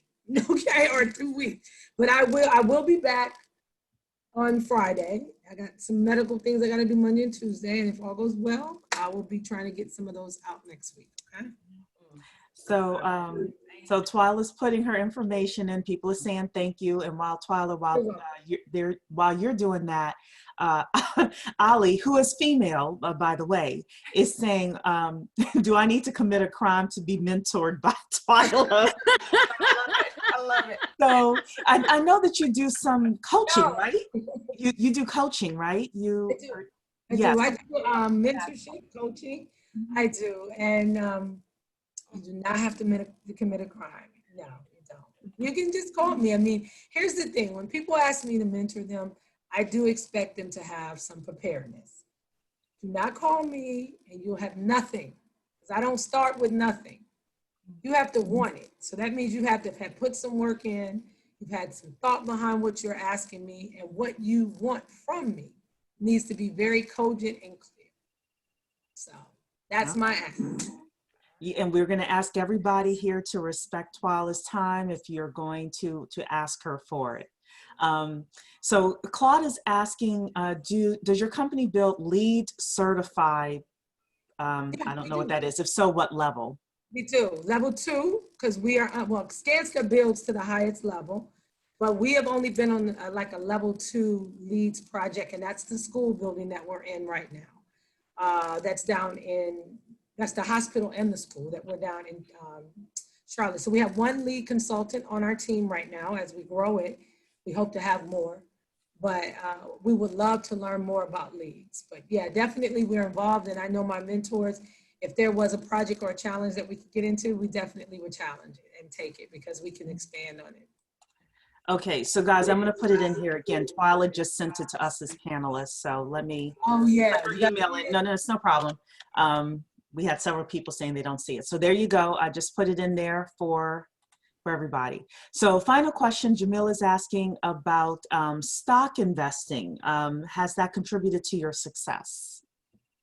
I'm very my risk tolerance is very high. So for example, under the pandemic, I think I lost about $40,000 in 3 days, maybe 50. I didn't panic. I just left it there. So I'm very risk. I take the highest stocks. I don't use that though. My strategy for retirement and wealth building has been real estate. So I own several. At one point I had 29 homes and 5 apartment buildings. I've sold some. So real estate is my fallback. So what I will start doing is liquidating every 2 years, because it's a tax strategy. If y'all don't know, live in the house for 2 years, sell that sucker, you get to keep the revenue. If I'm single, I hope I'll be married by then. If I'm married, $500,000. If I'm single, $250,000. So I will probably start within the next couple of years going to my homes and living in each one. I have a house in Cali and New Orleans and Dallas and Miami and Virginia and DC. So I'll start strategically going and selling, and then I'll build where I want to retire. Part of that will probably be out of the country a little bit. Okay. This pandemic is not too crazy. What are you thinking? I actually love Thailand. I was thought you were gonna say Thailand. It is beautiful. But I have a flat in Dubai, so that's my second. Yeah. Yep, I've been I love Dubai, and I definitely love Phuket. Phuket is beautiful. Phuket was so beautiful. Yeah. Did you do the tigers? Yes. Yes. And we did the elephants too. We bathed the Yes, elephants. elephant Yeah. wash. I just love Phuket. The food is so fresh, and I mean, it's a beautiful place. So I tell everybody, especially our people of color, if you haven't gotten a passport, even with this pandemic, that's one of the things that you are really falling short on. You don't know the blessings or the disadvantages of the United States until you actually get out of this United States. So please, as we get out of this pandemic, or as we have our new norms, travel with respect, treat people kind, but get out and love the world and enjoy the world. You definitely will be enamored about how other people live and how other people celebrate. For 5 years, I never spent Christmas in the United States. I spent it in Madrid and Barcelona. And their meaning of Christmas is a whole different meaning of Christmas. Another level. It is. Yeah. It goes back to what the Bible's meaning. Yeah. So all that materialism, we get a little caught up here, so we got to understand that our blessings truly come from above, and it's not all about the money. It's really, we take projects on that I've lost my butt on, but we also know we got people employed, so I have to balance that. So it's not all about the money. I tell people all the time, if you think about business just being about the money, you'll never make it. So when you stop thinking about it is when the money will come. Yeah, that's true. So we have 2 more questions, and then honestly, everyone, this will be the 2 last questions. And then I do also have the announcement of the 3 winners of the Amazon gift card as well. So Claude is asking, do you Airbnb or rent your homes when you are not living in them? I did, and this is no lie. The lady ran one of my DC home with a drug deal that I just got called by the FBI that I got to now testify on. Now, hell no. So right now it's a strategic loss, and it can be a strategic loss for the rest of the another 20 years. Okay, this girl rented my place for 1 month and was trafficking. The guy called me from the FBI, said that one of the largest, and this is how we caught her. She checked out. My maid calls me and says, Miss Twyla, somebody left a box. And I'm like, what are you talking about? She said, the people they left luggage. Well, it wasn't luggage. It was a box. Let me see if I can find it, because this is what you're really going to be cracking up on.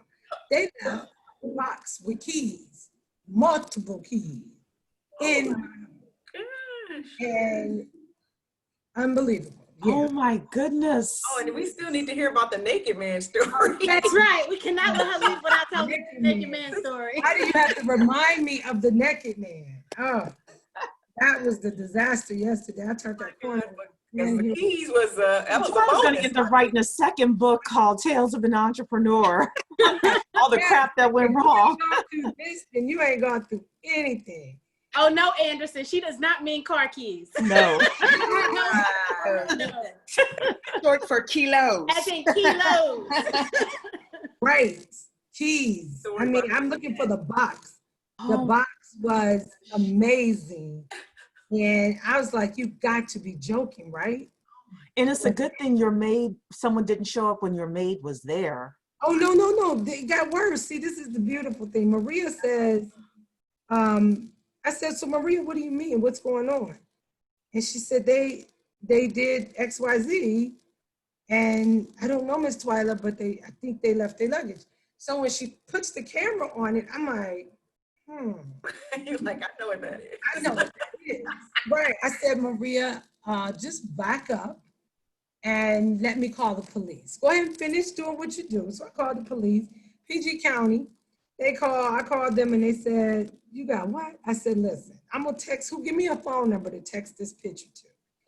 They was like, okay, so I text this picture. I said, this is sitting in my living room in a big box, like a moving box, 24 by like 24. And they were like, okay, we're sending someone over. So they sent someone over. I'm down at Duke University. And they're like, so where did this come from? And I said, a young lady rented my place. She just moved out, but they left this package. As I am talking to the cops, I get a text on Airbnb saying, hey, we left some luggage. Can we come back and get it? Sure. I got the cops here. They put a sting on my house.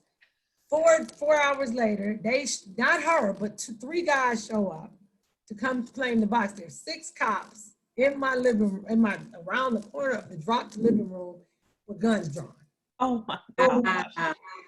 So they ended up arresting them. I ended up getting a call now a year and a half later from the FBI saying, Twyla, it was one of the biggest rings. I'm like, oh, I gotta find this picture. If I find it, I'll text it to you. Oh my goodness. Now Twyla, Now the naked man. emailing me saying, can you send that picture that Twyla was talking about? Oh my goodness. So another question here is, what are your thoughts about the 8A certification? You know what? Here's the thing. Okay, so if you want to be a millionaire, you better forget 8A, because you can't eat, right? 8A is for those who are going to be $600,000 and below in net wealth for their life. We got our 8A, this is no lie, 1 year before I sold my business. And the reason we got it is because I had moved most of my assets out of my name into a trust and into my father.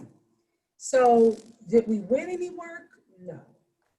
Here's the thing about government business, and I think a lot of people have a fallacy. It is probably the biggest business you can do business with, other than probably Amazon in the United States, right? But your margins are very small. Unless you're in a specialized field like top secret, where you can call your shots because you're an expert, you're not going to be able to really have very big margins. And when I say that, 6, maybe 10%. But I've been called back in government to go down to 4% many times. Under the Obama administration, State Department called us back 4 times on a $7 million contract to renegotiate us down to 4% profit. So would I ever go back to government? No. If I know what I know now, I would have sold my business 10 years earlier. If it's about the money, I can make it out here. I make more money on construction doing 1/3 the revenue than I would do by doing $25 million in the government. So it's not for everybody. It's an easier sale, but the government is picky. You know, it is still lowest bid, still that bottom lowest bid. And when they do bottom lowest bid, guess what they want? They want A1 work for low bid money. So you end up having a lot of battling of services. We have that with, you know, any government entity you work with, you're going to have that. Because the procurement rules are written that they want not best value. It used to be best value about 15 years ago. And then everybody thought people were getting over because best value was, wait a minute, I'm a minority and I can never get a contract because I'm never going to be best value because I don't have the experience. Rightfully so. So when they enacted all of these procurement laws, I used to be a procurement officer in DOD. That's how I started as an accountant, and I did procurement. So when they enacted all of these procurement laws to say, hey, we got to level this playing field and make sure that everybody gets a fair chance, what they did is go back to, instead of best value, lowest bid, lowest qualified bid. But here's the thing, the government is always afraid to non-qualify you because they think you're going to sue them. Well, not really sue them, but just make it difficult. So they'd rather hire a non-qualified business and then just fire you after you don't do the work than to go through the process of doing all the other things. So, you know, I'm not knocking 8A. I think it's good. I think it's intrusive. Be prepared to, my 8A application was probably about 500 pages. Yeah, all the writing that you have to do. I know my girlfriend did hers. She paid somebody $8,000 to $13,000 to do it. So it's time consuming. Might be easier to get now because of all the things going on, but to maintain it and justify, and it doesn't give you business. So I think that's the other fallacy. Once you get your 8A, you still got to write proposals and market. You don't just get business. You got to still go out and market and try to find people who want you. And then when they want you, you can say, hey, I got an 8A. And then they'll say, okay, that's an easier way to get to you. But you have to be able to be wanted before they can get to use it. So keep in mind, I think a lot of people think you can get an 8A and then business is going to come to you. Not at all. Nope. My girlfriend, that was a media person, she got an 8A for her media firm and she never did one business in 9 years. Not $1. So I hear that story all the time. So a couple of things. Number one is on September 10th, which is a Thursday at 1 p.m. Eastern Time. This is a members only benefit. We have a guy named Ron Story coming in to talk about how to start a tech company without knowing how to code. How to start a tech company without knowing how to code. Guy named Ron is coming in on 1 p.m. September 10th to talk about us. You will get plenty of notice and a Zoom link. This is a members only benefit. We're going to have more people as we're preparing for our Knowledge Center. We have a woman coming later on in September to talk with us about financial literacy for your teenagers, a woman named Vicky. That's coming. We have some other, interesting topics, things you normally don't see. So, just stay locked in with the 10K project. We're doing some big things over here. The next thing is the Knowledge Center. So Dr. Keisha is still looking for people to contribute to the Knowledge Center. So the10kproject.com/partner. I think it's singular, partner, in order to take a look at the Knowledge Center. And, we hope if you are a business specialist, you're a wealth coach, anything like that, that you will participate in the Knowledge Center. The final thing is the $10 Amazon gift card winners going to Deb Badger, Francia, and Dentonio. So congratulations to the three of you. You are winners. So give me a few days just because my to-do list is long. However, you will get your $10 Amazon gift cards. And with that, Dr. Keisha, Tawana, Talisha, do you have any final comments or announcements?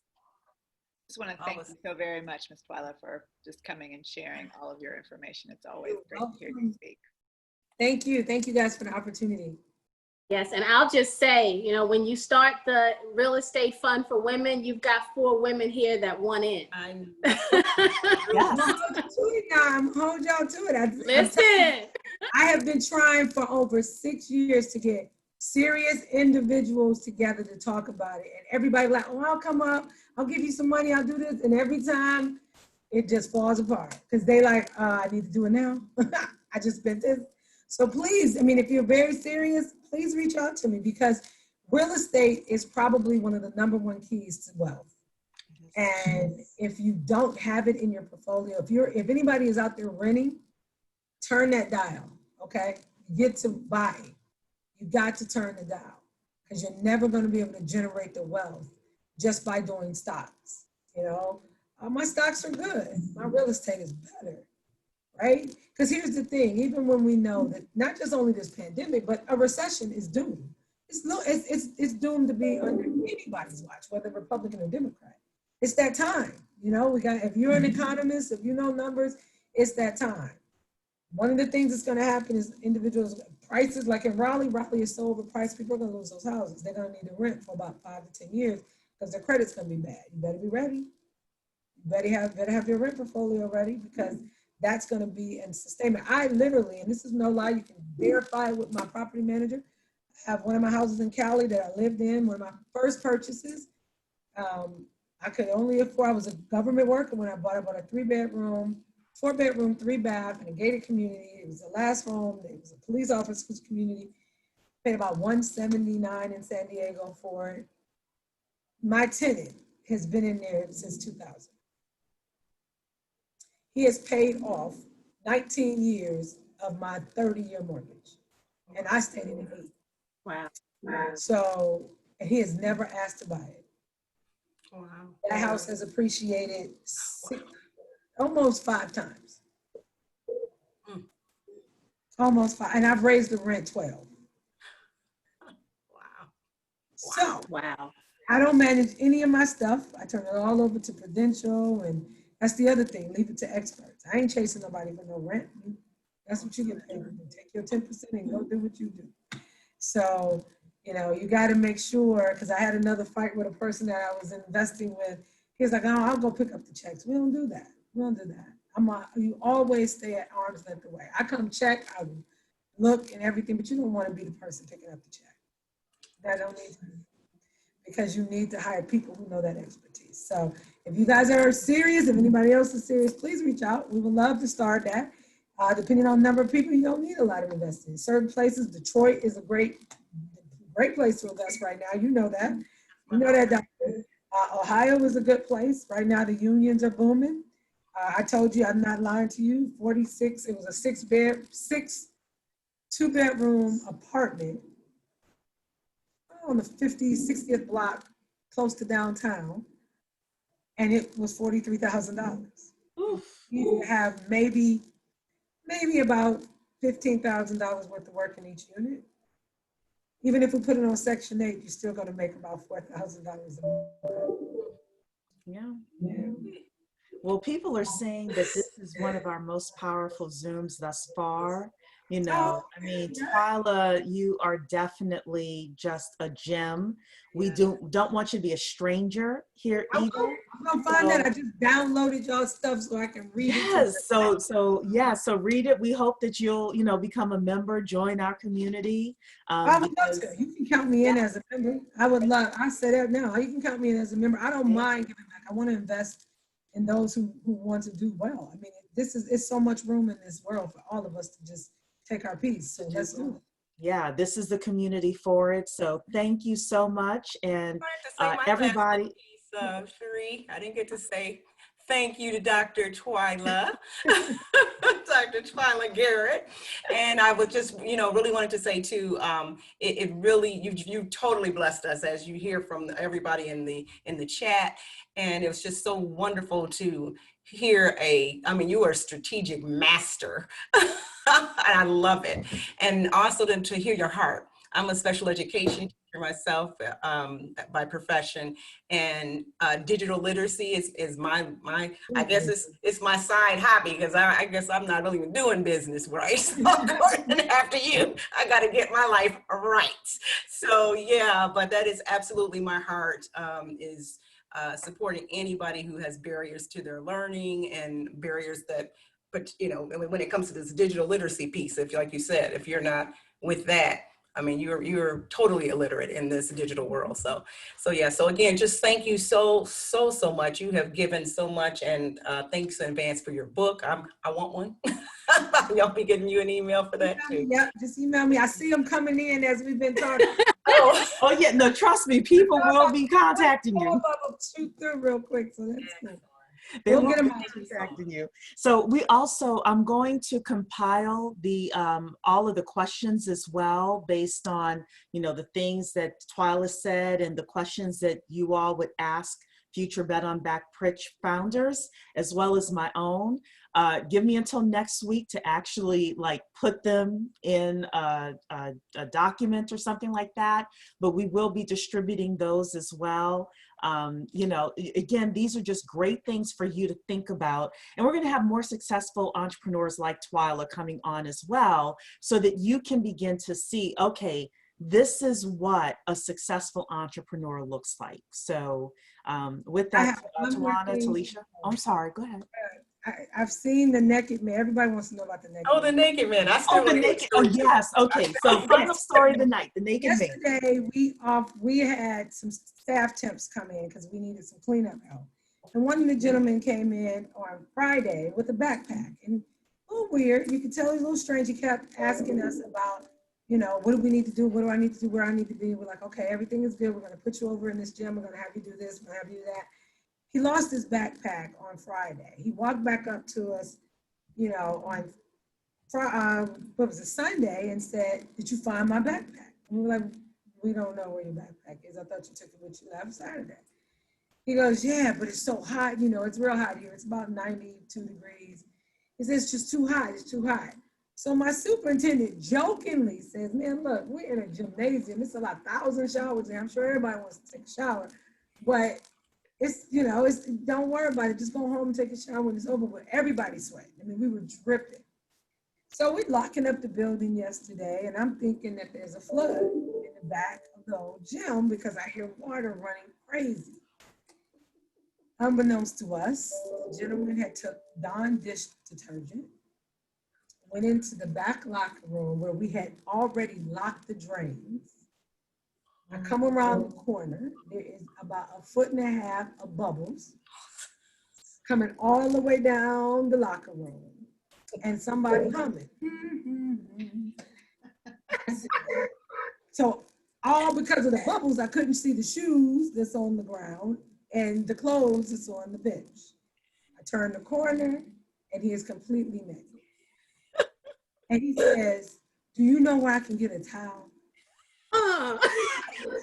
That's a question. This building ain't a towel in. What are you doing naked? What are you doing, Mr. Bubbles?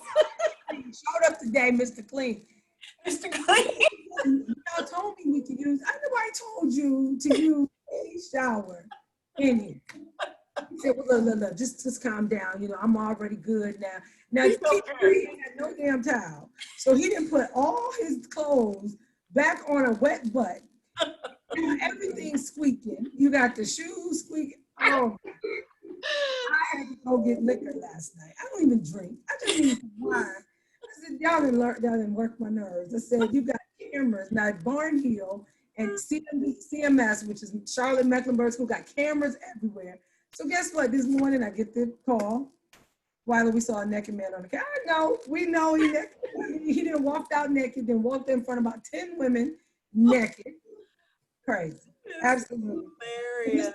He showed up today and he was like, I said, "You better not touch not one bar, anything that we got in here." I made him stay right in front of us and clean the damn lobby. I said, "Do not do nothing else in this building." It's hot. It's hot. Yeah, okay. That's what you got to deal with sometimes. Okay, you don't know where these people coming from, but they come from some places that you go, "What? Who would have taken a shot?" You know it ain't no. First of all, we ain't got no towels. This gym is not open, and how are you gonna dry yourself off? You cleaning your butt to put your dirty clothes back on. I don't get it. So